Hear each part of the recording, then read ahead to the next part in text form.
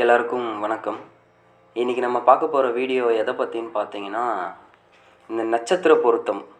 ஒரு ஆணுக்கோ இல்லை பெண்ணுக்கோ திருமணம் செய்யும் பொழுது நட்சத்திர பொருத்தங்கள், ஜாதக பொருத்தங்கள்னு இந்த மாதிரி பல பொருத்தங்கள்ன்றது பார்க்கப்படுது. அதில் நட்சத்திர பொருத்தம் மட்டும் இருந்தால் திருமணம் செய்யலாமா, இல்லை ஜாதக பொருத்தம் ரொம்ப அவசியமா அப்படின்றத தான் நம்ம இந்த வீடியோவில் தெளிவாக பார்க்க போகிறோம். அதாவது பொதுவாக ஒரு ஆணுக்கோ இல்லை பெண்ணுக்கோ திருமணம் செய்யும்போது நட்சத்திர பொருத்தம்ன்றது பார்ப்பாங்க. அப்படி பார்க்கும் பொழுது இப்போ சமீப காலங்களில் 10 பொருத்தங்கள்ன்றது பார்க்குறாங்க. இதுக்கு முன்னாடியெல்லாம் பார்த்தீங்கன்னா ஒரு 24 பொருத்தங்கள், 12 பொருத்தங்கள் அந்த மாதிரியெல்லாம் பார்த்துட்டு வந்திருந்த வழக்கங்கள் நிறைய இருந்திருக்கு. ஆனால் இப்போது ரீசன்ட் டைமில், அதாவது இப்போ இருக்க காலகட்டத்துக்கு 10 பொருத்தங்கள் பார்க்குறது அவசியமாக பார்க்கப்படுது. இந்த 10 பொருத்தங்களில் 5 6 இல்லை 6க்கு மேல்பட்டோ இல்லை 10க்கு 9 பொருத்தம் இருக்குன்னுலாம் நம்ம சொல்லி கேள்விப்பட்டிருப்போம். இந்த மாதிரி அந்த 10 பொருத்தங்களில் என்னென்ன பொருத்தம் இருக்குதுன்னு பார்த்தீங்கன்னா, கண பொருத்தம், தாலி பொருத்தம், நாடி பொருத்தம், ஸ்திரீ தீர்க்க பொருத்தம், இந்த மாதிரியான ஒரு 10 பொருத்தங்கள்ன்றது பொதுவாக நட்சத்திர ரீதியாக பார்க்கப்படுது.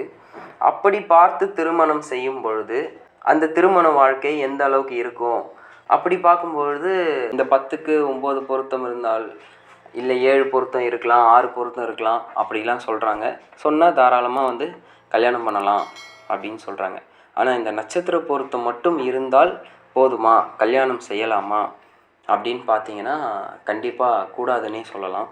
ஏன்னா நட்சத்திர பொருத்தம்ன்றது பார்த்தீங்கன்னா ஒரு 20லேருந்து 25% வரைக்குமே இது பொருந்தும்னு நம்ம சொல்லலாம். ஏன் அப்படின்னா, ஒருவர் பிறக்கும் காலகட்டத்தில் அவங்க பிறந்தப்போ இந்த நட்சத்திர ராசின்னு நம்ம குறித்தாலும், அவங்க பிறந்தப்போ சில கிரகங்கள் இந்த இடத்துல சஞ்சாரம் செய்யுது அப்படின்னு சொல்லலாம். ஏன் அப்படின்னா, ஜாதகம் பார்க்கும்போது மட்டுமே அவங்களுடைய லக்ன பாவங்களும் அவங்களோட இப்போ ஆண் பெண் இருவரோட ஜாதகத்தை எடுத்துக்கிட்டு ஆராய்ந்து பார்த்தோம்னா அதில் என்ன தோஷம் இருக்குது, ஜாதக ரீதியாக தோஷம் இருக்கா இல்லையா அப்படின்னு சொல்லக்கூடியது நம்ம நட்சத்திர பொருத்தமோ பேர் ராசின்னு சொல்லக்கூடிய, நட்சத்திர பொருத்தம்ன்றது பேர் ராசி இதை மாதிரிலாம் சொல்லுவாங்க, நிறைய பேர்களில் அழைக்கப்பட்டுட்டு வருது. அப்படி பார்க்கும்போது நம்ம இதில் தோஷங்கள் கண்டுபிடிக்கிறதுன்றது கொஞ்சம் சிரமமான விஷயம்தான்.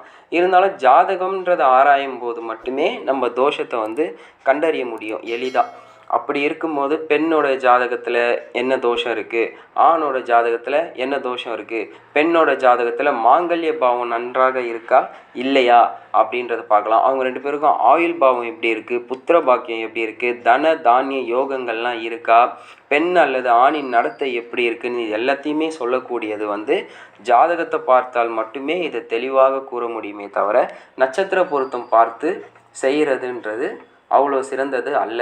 யாருக்கு இந்த நட்சத்திர பொருத்தம் பார்ப்பாங்கன்னு பார்த்துக்கிட்டிங்கன்னா, அந்த காலத்துலலாம் டேட் ஆஃப் பர்த், அதாவது பிறந்த நேரம், தேதி, மாதம், வருடம் இதெல்லாம் தெரியாமல் சரியாக குறிப்புகள் எடுத்து வைக்காமலோ இல்லை அதை பதிவு பண்ணாமலோ அந்த மாதிரியெல்லாம் இருந்திருக்கலாம். அந்த காலத்தில் அந்த அளவுக்கு நம்மளுக்கு ஃபெசிலிட்டி இல்லாதனால அந்த அளவுக்கு யாரும் நோட் பண்ணாமல் வச்சுருப்பாங்க. அப்படி இருக்கிறவங்களுக்கு சொல்லி வந்திருப்பாங்க, இந்த மாதிரி உனக்கு இந்த நட்சத்திரம்ப்பா, இந்த ராசிப்பா அப்படின்னு சொல்லி வந்திருப்பாங்க.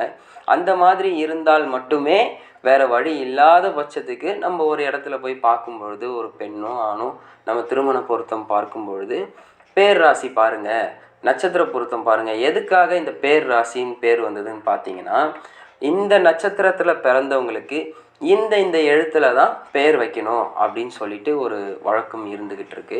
நாம எழுத்துக்கள்னு சொல்லுவாங்க. அப்படி இருக்கும்போது இந்த நட்சத்திரத்தில் பிறந்தாங்கன்னா இந்த எழுத்தில் தான் நம்ம பேர் வைக்கணும் அப்படின்னு சொல்லியிருப்பாங்க. அப்போது அவங்களுக்கு அந்த பேரை சொல்லும் போது இவங்க இந்த நட்சத்திரத்தில் பிறந்திருப்பாங்க அப்படின்னு சொல்லி எடுப்பாங்க. அந்த நட்சத்திரத்தை வச்சு ஆணாக இருந்தால் பெண்ணுக்கோ, பெண்ணாக இருந்தால் ஆணுக்கோ நட்சத்திர பொருத்தம்ன்றது, அதான் இந்த பேர் ராசி நட்சத்திர பொருத்தம்ன்றது பார்க்கப்பட்டு வந்தது. ஆனால் இப்போ இருக்க காலகட்டத்தில் எல்லாருக்குமே பிறந்த தேதி, மாதம், வருடம்ன்றது அதிகபட்சத்தில் தெரிஞ்சிருக்கும், பிறந்த நேரமும் தெரிஞ்சிருக்கும்.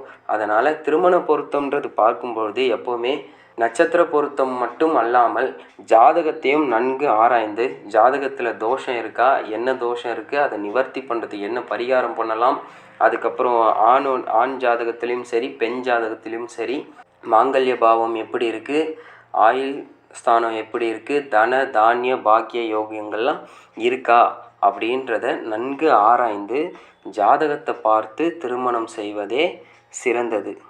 ஏன்னா நிறைய பேர் இந்த விவரம் அறியாமல் நட்சத்திர பொருத்தம் மட்டும் வைத்து திருமணம் செய்துடுறாங்க. ஆனால் பிற்காலத்தில் இதனால் பெரிய பிரச்சனையெல்லாம் சந்திக்கக்கூடியதாக இருக்குது. அதனால் திருமணம் செய்யும் பொழுதுன்றது நட்சத்திர பொருத்தம் பார்ப்பதுன்றது அவசியம்.